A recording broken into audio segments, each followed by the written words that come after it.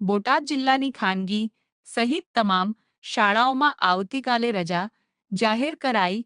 બોટાદ જિલ્લામાં ભારે વરસાદની આગાહીને લઈને વહીવટી તંત્રએ લીધો નિર્ણય. જિલ્લાની સરકારી ખાનગી તમામ શાળાઓમાં આવતીકાલે રજા જાહેર. પ્રાથમિક, માધ્યમિક, ઉચ્ચતર માધ્યમિક, ગ્રાન્ટેડ, નોન ગ્રાન્ટેડ તમામ શાળાઓમાં આવતીકાલે રજા જાહેર કરાઈ. વિદ્યાર્થીઓની સુરક્ષાને ધ્યાનમાં રાખીને જિલ્લા વહીવટી તંત્ર અને શિક્ષણ વિભાગે લીધો નિર્ણય. બોટાદ જિલ્લાની તમામ ખાનગી શાળાઓમાં રજા જાહેર કરી. ભારે વરસાદની આગાહીને ધ્યાનમાં રાખીને ખાનગી શાળા સંચાલક મંડળે લીધો નિર્ણય. બોટાદ શહેર અને જિલ્લામાં સ્વનિર્ભર શાળા સંચાલક મંડળ સાથે જોડાયેલી 55 કરતાં વધુ શાળાઓ આવેલી છે.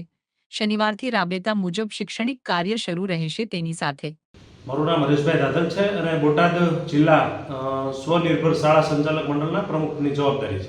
તો કાલે શાળાઓમાં વરસાદના કારણે જે રજા રાખેલ છે એની શું વિષય છે? સમગ્ર ગુજરાતમાં આજે જ્યારે ખૂબ મોટા પ્રમાણમાં વરસાદ છે ત્યારે આવતીકાલે જે રેડ એલર્ટ જાહેર કર્યું છે એની અંદર બોટાદને પણ વધારે વરસાદની આગાહીના કારણે અમે સ્વનિર્ભર શાળા સંચાલક મંડળ બોટાદની તમામ ખાનગી શાળાઓ આવતીકાલની જાહેર રજા રાખેલ છે અને શનિવારથી રાબેતા મુજબ શરૂ રહેશે એવું અમે સાથે મળીને આયોજન કરેલ છે.